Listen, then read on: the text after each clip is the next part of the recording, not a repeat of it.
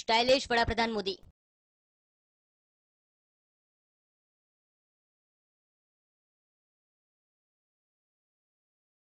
Prime minister with difference.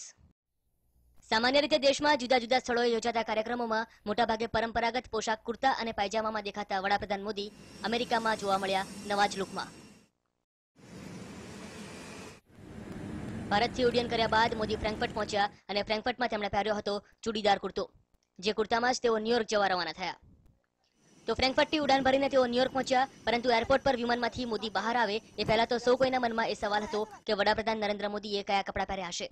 અને થોડી મિનિટોના સમય બાદ તમામની આતુરતાનો અંત આવ્યો. વડાપ્રધાન મોદી વિમાનમાંથી બહાર નીકળ્યા અને જોવા મળ્યા નવા જ લુકમાં. પીએમ મોદી સજ્જ હતા સૂટ બૂટમાં.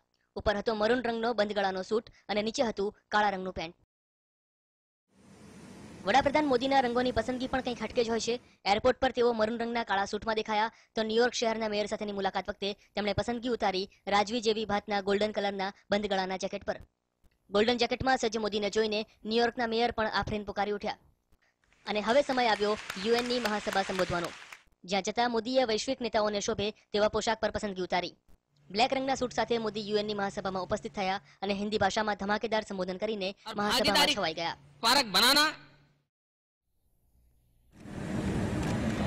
Bureau report, TV9.